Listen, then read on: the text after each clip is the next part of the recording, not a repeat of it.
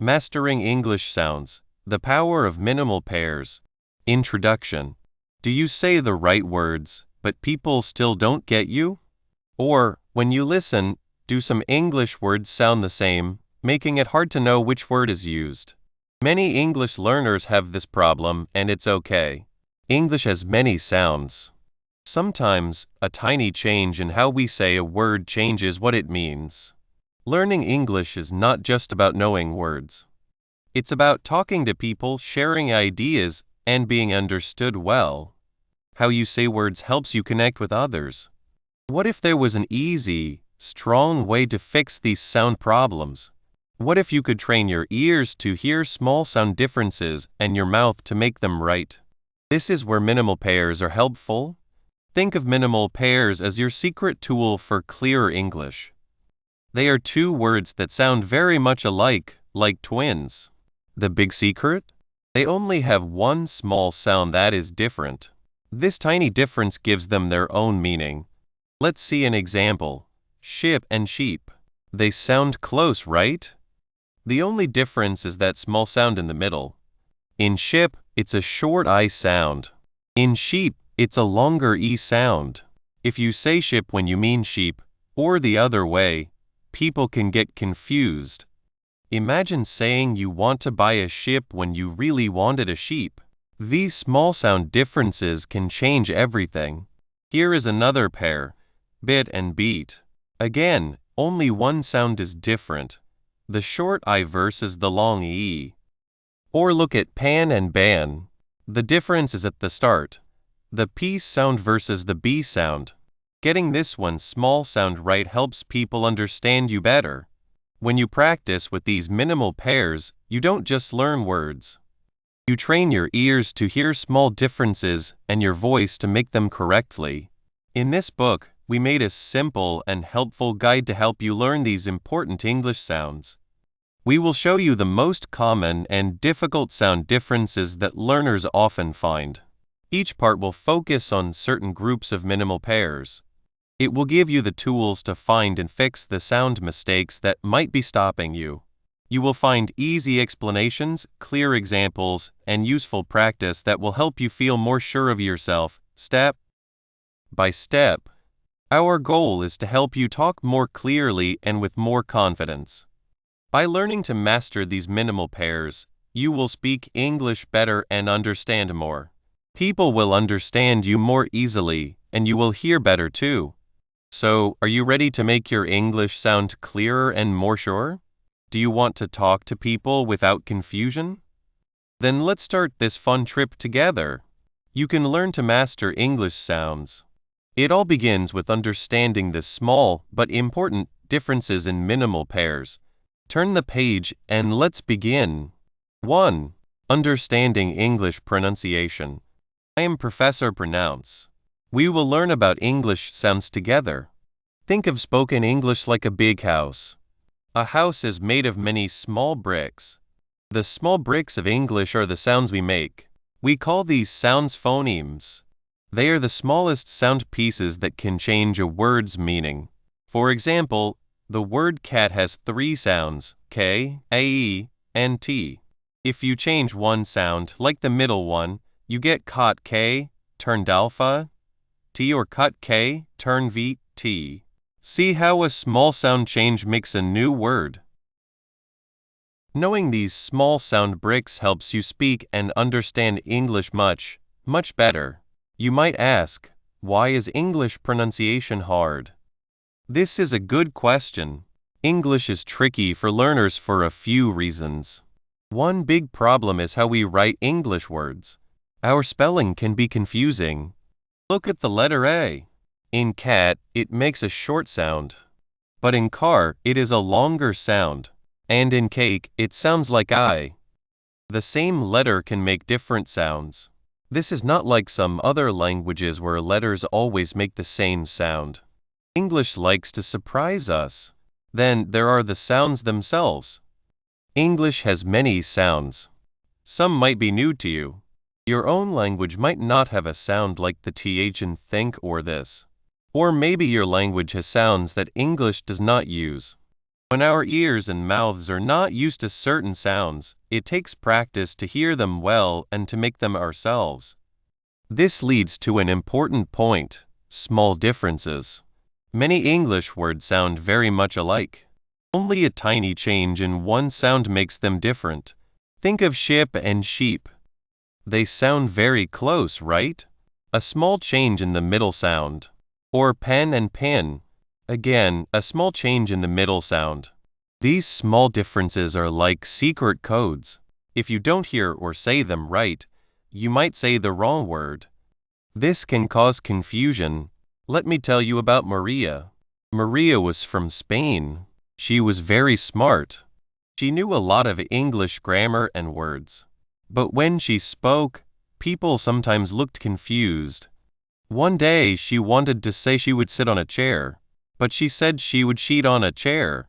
We both laughed. It showed how a tiny sound difference, the short I in sit versus the long E in sheet, changed the meaning. Maria felt shy, but I told her this happens a lot. It's not about being bad at English. It's just that these small sound differences are key to the language, and they can be hard to learn. This is why it's important to know why pronunciation can be hard. It's not just about learning rules. It's about understanding the basic parts, the tricky spots, and the power of small sound changes.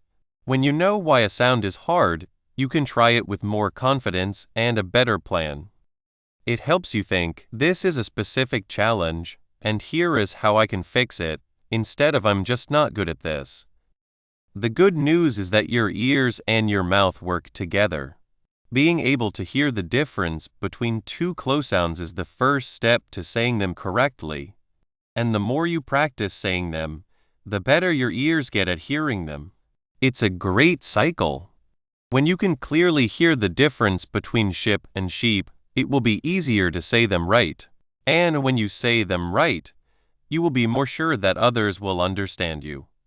Listening and speaking work together. We learn to speak by listening, and we get better at listening by trying to speak. So, we have seen that spoken English is made of single sounds, like small bricks.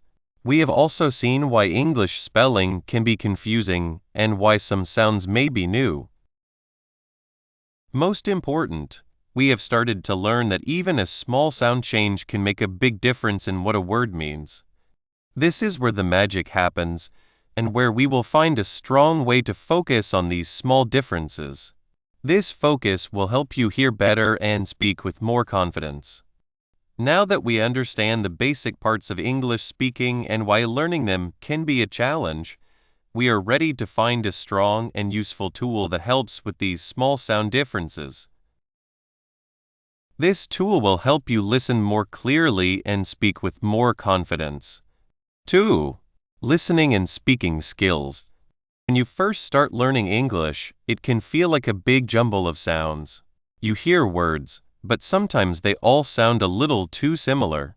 This can make it hard to understand what people are saying, and it can make you feel a bit shy about speaking yourself. That's where our special friends, the minimal pairs, come in. They are like tiny keys that unlock big doors in your English understanding. Think about the words ship and sheep. They look quite similar and they sound very close, don't they? The only real difference is in the middle sound. One has a short, quick I sound, like in sit. The other has a long, drawn-out E sound, like in see. These two words, ship and sheep, are a perfect example of a minimal pair. They differ by just one tiny sound, but that sound changes their meaning completely. Imagine you're talking about sailing on a boat. If you say ship when you mean sheep, or the other way around, it could lead to a funny misunderstanding. This is exactly why minimal pairs are so important for your listening skills. When you train your ear to hear the difference between that short I and that long E, you are training your brain to catch those small, but vital clues in spoken English. It's like learning to notice the subtle differences in colors. At first, all blues might look the same, but with practice, you start to see sky blue, navy blue, turquoise, and so on. Minimal pairs do the same for sounds. By focusing on these pairs, you are teaching your ears to be super detectives, picking up on the exact sounds that make words different. When a native English speaker talks, they use these sounds naturally. If you can't hear the difference between sit and seat, you might miss important information. For example, if someone says, "Please take a seat," and you hear "please take a sit," it might not make complete sense. Or if they say, "I saw a ship," but you hear "I saw a sheep," you might picture something quite different.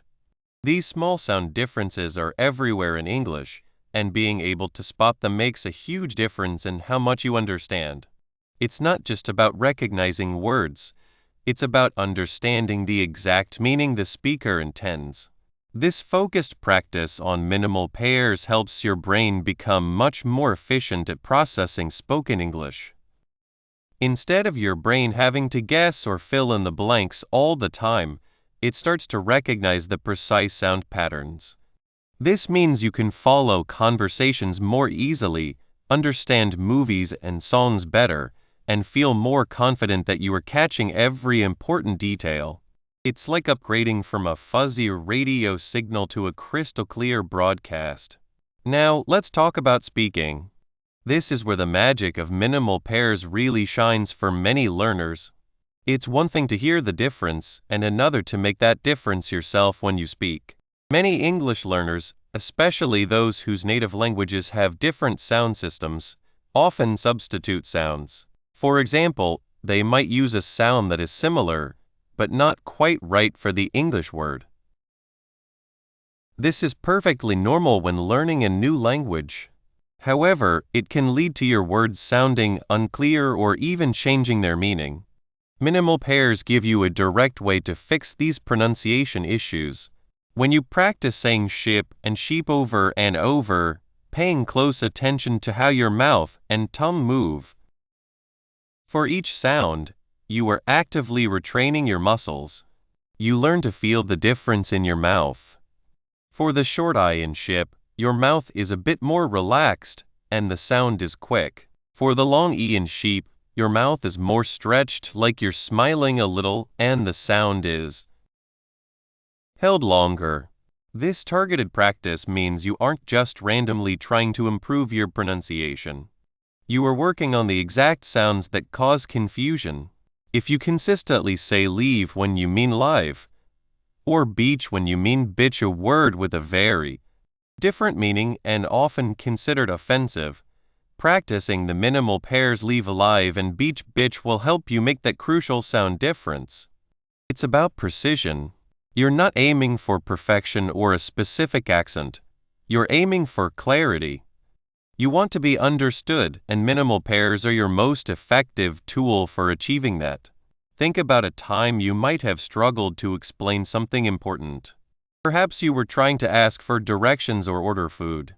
If your pronunciation of a key word was a little off, the person you were talking to might have looked confused. That feeling of uncertainty can be discouraging. But with minimal pair practice, you gain the power to make your English sound clearer. When people understand you easily, you feel more confident. You're more likely to speak up in class, talk to new people, and use your English in real-life situations. This confidence is incredibly important for language learning. It fuels your motivation and encourages you to keep practicing. Let's delve a little deeper into how our brains process these sounds. When you hear any language, your brain is constantly working to decode the incoming sound waves. It categorizes these sounds based on past experiences and learned patterns. For English learners, the sound categories might not perfectly match those of their native language. This is where the challenge arises. When two English sounds are very close, like the small cap I in sit and the I in seat, and they are not distinct in your native language, your brain might automatically group them together or process them as the same sound. This is a natural cognitive process. Minimal pair training interrupts this automatic grouping. By repeatedly exposing yourself to pairs like sit and seat, you are forcing your brain to create new, finer distinctions. You are essentially teaching your auditory system to pay attention to the specific acoustic features that differentiate these sounds. Things like the length of the vowel, the position of your tongue, and the tension in your mouth. This isn't just about memorizing words. It's about rewiring how you perceive and process speech sounds. When you can reliably differentiate these sounds, your listening comprehension improves dramatically because you are no longer missing crucial phonetic information. You're not just hearing noise, you're hearing distinct, meaningful sounds. Now, let's consider the common communication breakdowns that occur due to mispronouncing minimal pairs. These aren't always dramatic misunderstandings. Often, they are subtle moments of hesitation, repeated questions, or a blank stare from the listener. Imagine you are trying to tell someone you want to live in a particular city. If you pronounce it as leave, they might think you are trying to depart from somewhere, not settle down. The context might help them figure out what you mean, but it's a moment of friction in the conversation. Consider the pair thin and tin. If someone consistently says tin when they mean thin, it can lead to confusion. For instance, if they say, "I have a tin leg," and they mean a thin leg, the listener might imagine a leg made of metal rather than a slender one. Or if they say, "The building is tin," and they mean thin, the listener might be confused about whether they mean the building is narrow or flimsy. These are precisely the kinds of ambiguities that minimal pair practice aims to eliminate. By focusing on the difference between the voiceless theta in thin and the voiced t in tin, you can ensure your intended meaning is conveyed clearly. The analytical question of how focused practice on these specific pairs prevents these breakdowns is key. It's about efficiency. Instead of trying to practice every possible sound in English, minimal pairs allow you to zero in on the most problematic areas for English learners. For example, many learners struggle with the distinction between P and B, or S and ESH, the SH sound. Practicing pairs like pat bat or sip ship directly addresses these common confusions. Each practice session is a targeted strike against a potential misunderstanding. You're not just repeating words. You're consciously manipulating your articulators to produce the correct sound, reinforcing the correct motor pathways in your brain. This conscious effort, repeated over time, leads to more automatic and accurate pronunciation. Let's bring in our fictional learner, Anya. Anya was a bright student, eager to improve her English, but she often felt frustrated. She'd practice speaking, but her friends would sometimes ask her to repeat herself. One day she was trying to tell her teacher, Professor Pronounce, about her weekend. She wanted to say she had a good time, but what came out sounded more like gut time. Professor Pronounce, with his kind eyes and patient smile, gently pointed out the difference. Anya, he said, the word is time, not tine. And the vowel sound is long, like in see, not short, like in sit. He then introduced her to the minimal pair, time and tine, a fork's prong. Anya practiced saying time and tine repeatedly. She felt the stretch in her mouth for the long I in time. She noticed how her tongue moved differently. She also practiced good and gut, feeling the difference in the vowel sound. After a few days of dedicated practice, focusing specifically on these sounds, she tried telling her friend about her weekend. Again, I had a good time, she said, and this time, her friend understood perfectly. Anya beamed. It was a small moment, but for her, it was a huge breakthrough. She realized that these tiny sound differences, these minimal pairs, were the secret to being understood. Her confidence soared, and she couldn't wait to tackle the next pair. This experience for Anya illustrates the powerful connection between minimal pairs, listening, and speaking. Her ability to hear the difference between good and gut improved, and her ability to produce that difference when speaking also improved. This is the dual benefit. It's a feedback loop. Better listening helps you speak more accurately, and more accurate speaking helps you hear the nuances better. Furthermore, this journey builds resilience. When you learn to identify and correct your own pronunciation errors using minimal pairs, you become a more independent learner. You're not solely reliant on a teacher to tell you when you're making a mistake. You develop the ear and the awareness to catch them yourself. This self-correction ability is invaluable. It means you can continue to refine your pronunciation long after you've finished a formal course. You can pick up on new sounds or tricky distinctions as you encounter them in real-world English. The confidence that grows from this process is profound. It's the confidence that comes from knowing you can communicate effectively. It's the feeling of being heard and understood. This confidence encourages you to engage more with the language, to take risks, and to embrace the learning process.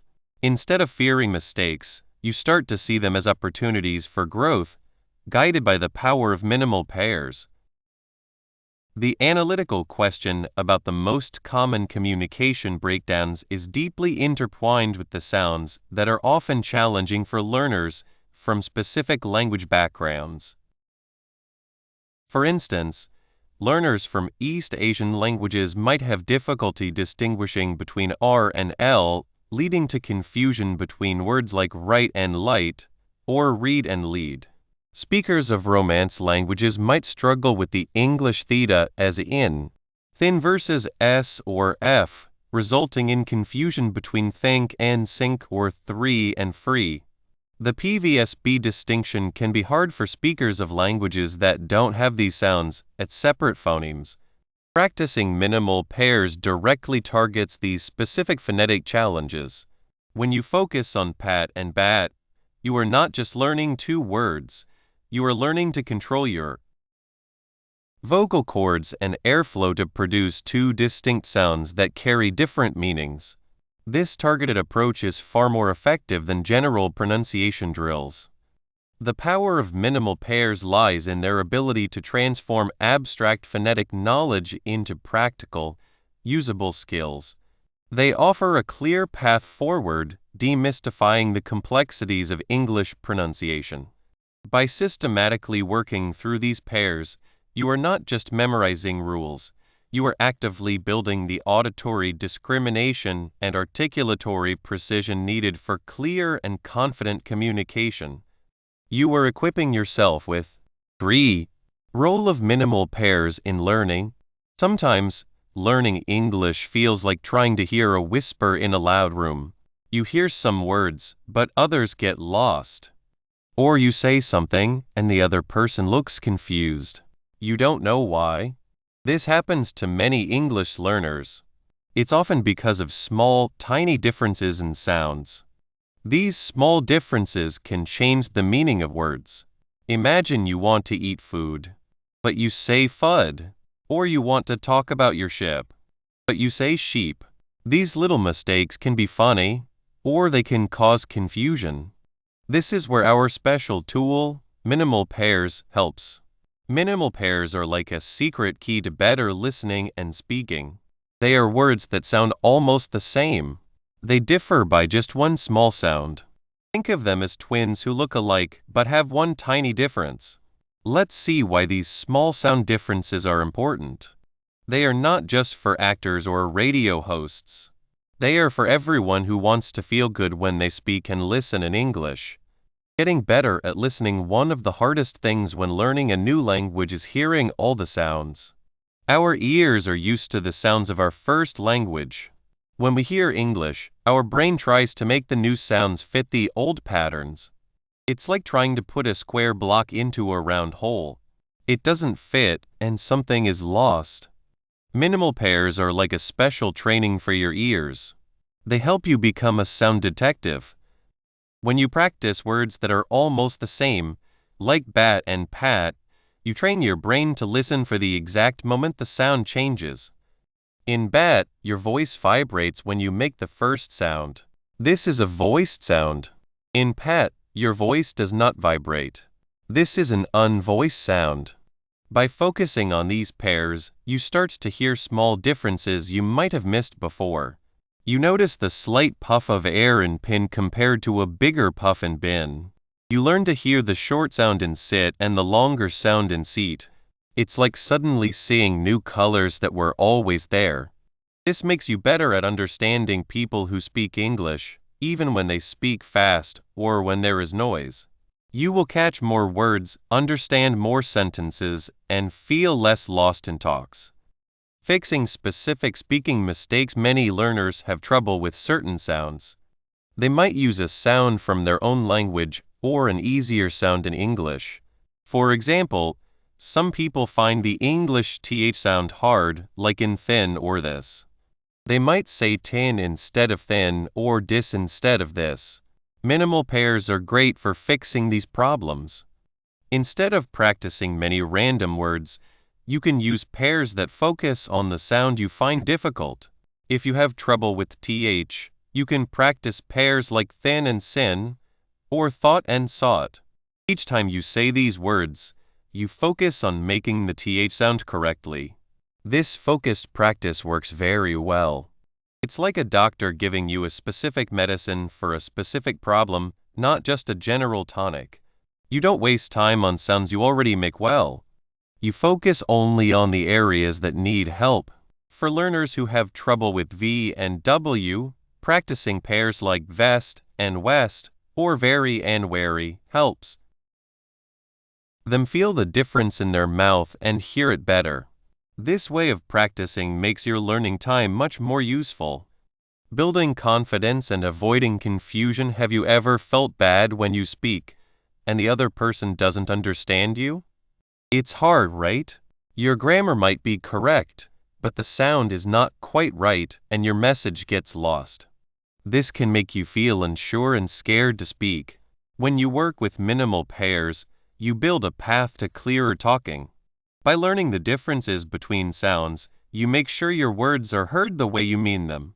Think about the difference between light and right. If you mix them up, you might ask for a right when you mean a light, or the other way around. This can cause confusion or even awkward moments.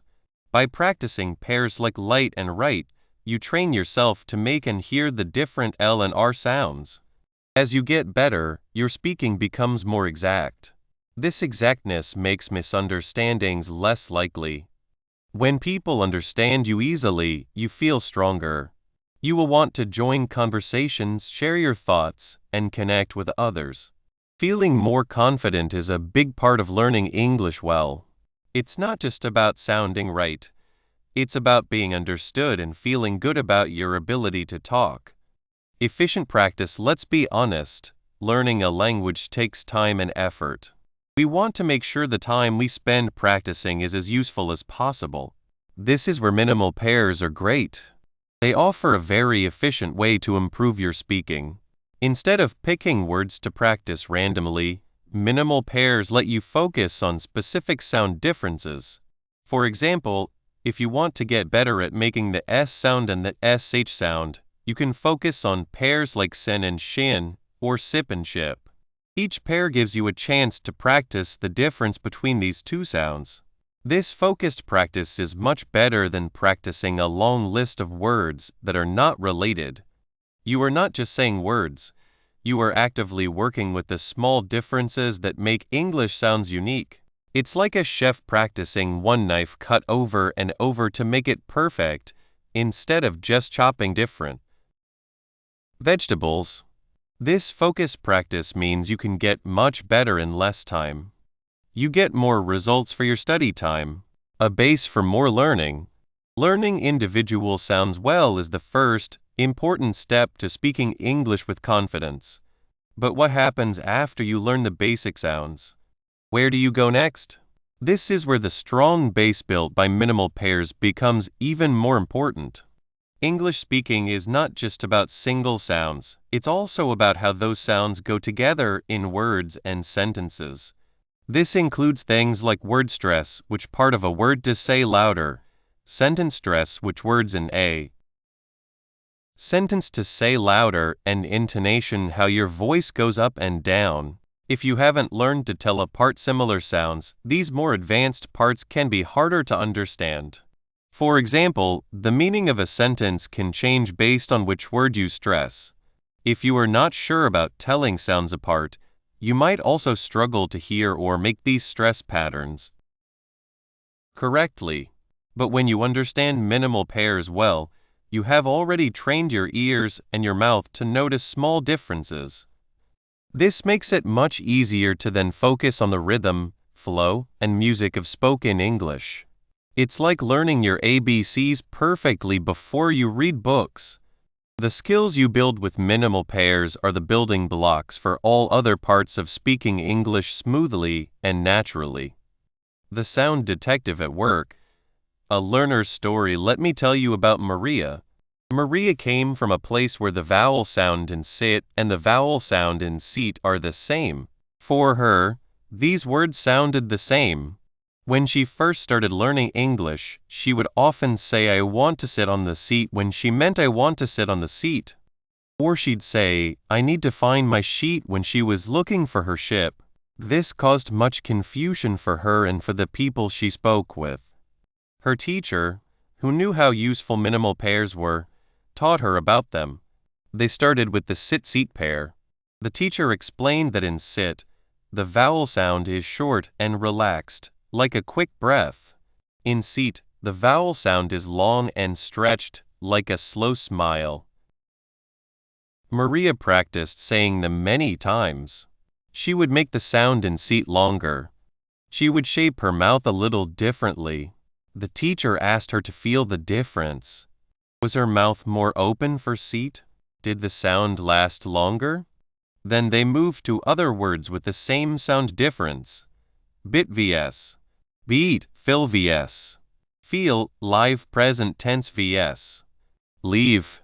Maria began to hear the difference more clearly. When someone spoke to her, she started to hear whether they said ship or sheep. This made a big change in her understanding, but the biggest change was in her speaking. She started to use the correct vowel sounds more often. One day she was talking about a trip she was planning.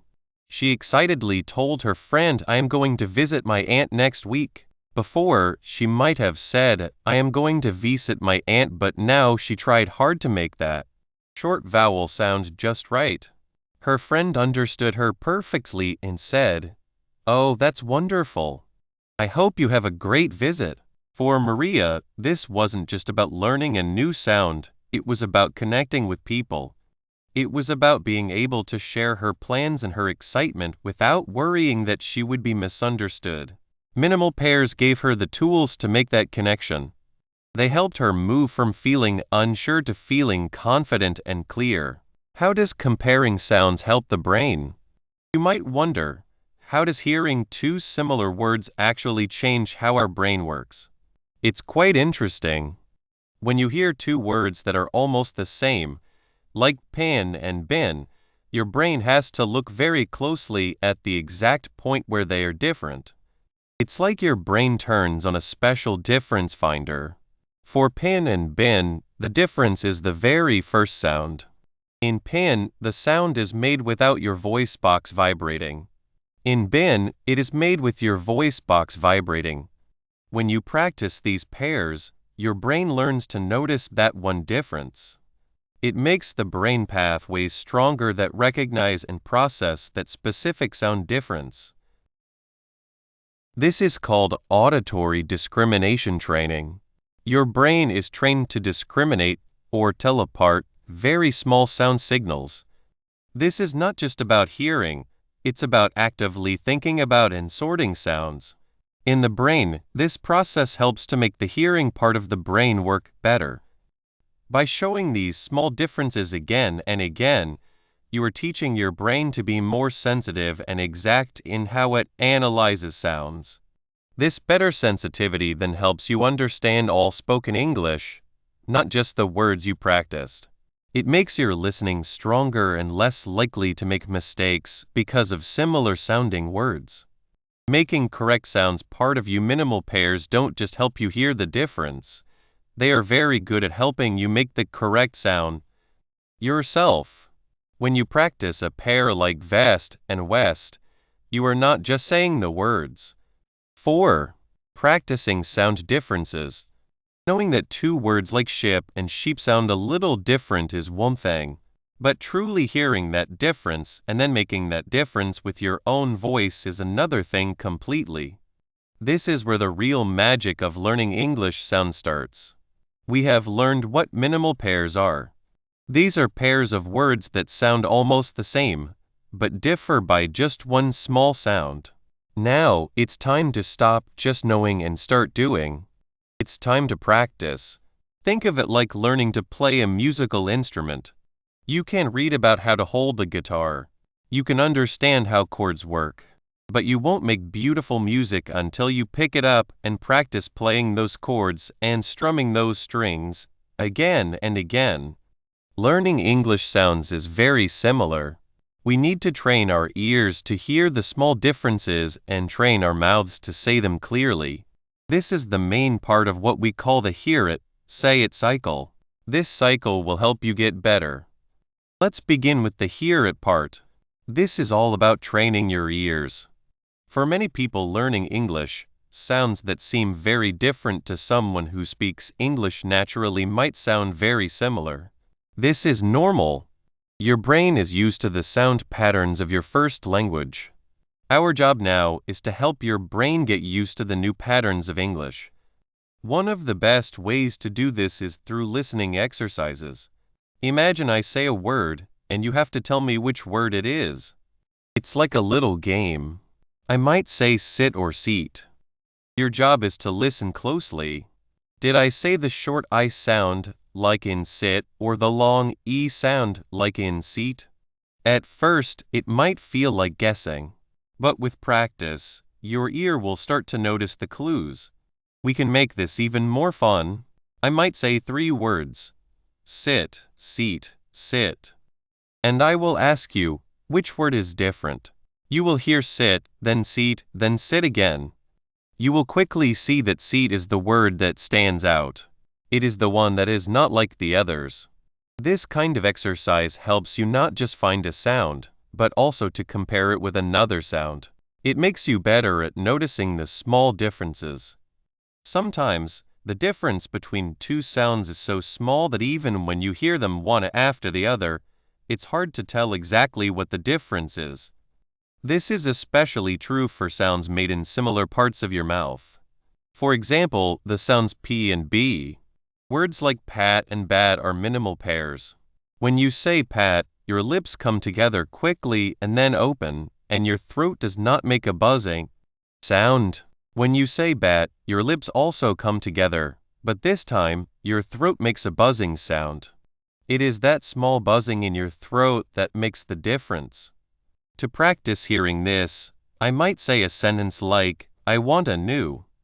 Then I will give you 2 choices for the missing word, cap or cab. You have to pick the correct word to make the sentence make sense. I want a new cap means something different from I want a new cab. Hearing that small difference between the P and B sound is very important. Hearing sounds in sentences is powerful because it shows you why the sound difference matters. It changes what the whole sentence means. Now, let's talk about the say it part. This is where you train your mouth. Hearing the sound is only half the job. You also need to be able to make the sound yourself. This can be the harder part because it involves moving your tongue, lips, and jaw. One of the first things I often suggest is to make the sound bigger. When you are practicing a sound that is hard for you, don't be shy. Make it very big. If you are working on the long E sound in sheep, really stretch your lips wide like you are smiling a very big smile. Hold that sound for a moment. Feel how your tongue is high and forward in your mouth. Then, for the short I sound in ship, relax your lips a little and feel your tongue drop slightly. By making the sound bigger, you are helping your muscles learn the correct positions and movements. Once you can make the big sound clearly, you can then start to make it sound more normal. Looking in a mirror is another very good tool. Stand in front of a mirror and say the minimal pair. Watch your mouth. How do your lips move for pat? How do they move for bat? Is your tongue doing something different? You might be surprised by what you see. Sometimes, we think we are making a sound a certain way, but our mouth is actually doing something else. The mirror is like a quiet teacher, showing you exactly what is happening. Recording yourself is, in my opinion, one of the most powerful ways to learn. It might feel a little strange at first to hear your own voice, but it tells you a lot. Use your phone or a computer. Record yourself saying a minimal pair, like live and leave. Then listen back. Compare your recording to a recording of someone who speaks English naturally saying the same words. Can you hear the difference between your I sound and their E sound? Can you hear the difference in how long the vowel sound is? Don't just listen once. Listen again and again. Try to find out what is different. Is your vowel sound too short? Is your mouth not open enough? Fixing your own mistakes is key. It's like being a detective trying to solve the mystery of your own pronunciation. We cannot say enough about how important it is to repeat and be consistent. You will not learn these sounds perfectly right away. It takes time and regular effort. Think about it. How many times do you think you have heard and said the words of your native language throughout your life? Billions of times. We don't need billions of times for English, but we do need a lot of practice. Even just 5-10 minutes of focused practice on minimal pairs every day can make a big difference. This regular practice does two important things. First, it builds what we call muscle memory in your mouth. Your tongue, lips, and jaw will start to remember the correct positions and movements for each sound, making it easier and more automatic to make them. Second, it makes the pathways in your brain stronger. Your brain becomes better at recognizing and telling apart these small sound differences. It's like making a well-used path in a forest. The more you walk it, the easier it is to find your way. Let's think again about Maria, a student. When Maria first came to me, she had a lot of trouble with words like beach and bitch. She found the E sound in beach very hard to make. She would often say bitch when she meant beach, which, as you can imagine, caused some very embarrassing moments. We started with the hear it, say it cycle. First, listening. I played recordings of beach and bitch for her. I would say a sentence, like I want to go to the today, and she had to pick the correct word. At first she guessed a lot. Then we focused on her mouth. I showed her how to stretch her lips wide for E and beach, feeling the tightness. Then, I showed her how to relax her lips and let her tongue drop slightly for the short I in bitch. We used a mirror, and she could actually see the difference in how her lips looked. Then came the speaking practice. I had her repeat E stretching her lips. Then IAA relaxing them. We would go back and forth, beach, bitch, beach, bitch. I had her record herself. Listening back was hard for her at first. She could hear that her E sound was not quite right, but she really wanted to learn. She kept practicing, focusing on stretching her lips. She also started noticing it more in movies and songs. After a few weeks of hard practice, the change was amazing. One day she came in very happy. She told me she had been at a store, and the person helping her asked, "Can I help you find anything?" Maria wanted to say, "Yes, I'm looking for a new swimsuit." She paused, took a breath, and clearly said, "Yes, I'm looking for new beach wear." The person understood her perfectly. Maria said it felt like a big weight had been lifted. She could finally say the word she wanted to say, and people understood her. That was the power of the hear it, say it cycle working. It was not just about saying a word, it was about connecting with others more clearly. This leads us to the main goal, connecting sound to meaning. It's not enough to just make the correct sounds by themselves. The real skill is using those sounds to talk to others in a good way. When you can clearly tell the difference between ship and sheep, you can understand if someone is talking about a small boat or a woolly animal. When you can tell the difference between live and leave, you know if someone is talking about where they live now or if they are going away. Every minimal pair you practice is like a building block. Each time you correctly hear a sound or say it correctly, you are making yourself better at understanding and being understood. This careful practice is the bridge. It takes you from just understanding minimal pairs in your mind to using them confidently in real conversations. This is how you go from feeling unsure and hesitant to speaking with clarity and confidence. This is how you truly become good at English sounds. Conclusion: you have finished our book. That is a great thing. Think back to when you first started. Maybe some English sounds felt strange. Now you have a strong tool. English sounds can be hard. A small change in a sound can make a big difference in how well people understand you. We use something special to help you. Minimal pairs. Minimal pairs are words that sound almost the same. They have just one small sound difference. Like ship and sheep. That one sound, the I in ship and the E in sheep, changes the whole word. By practicing with minimal pairs, you have taught your ears to hear those small sound changes. It is like turning up a radio to hear every part of the music. When you can hear the difference, you can start to make the difference when you speak. You are learning to make those sounds the right way. This makes you feel much more sure of yourself when you talk. We saw how knowing the difference between sounds like the short I in ship and the long E in sheep stops confusion. Imagine saying I need a sheep when you wanted to say I need a ship. That is a big mistake. Minimal pairs are simple. Focusing on just one sound at a time is a very good way to get better at sounds. You have worked hard. You have listened. You have practiced.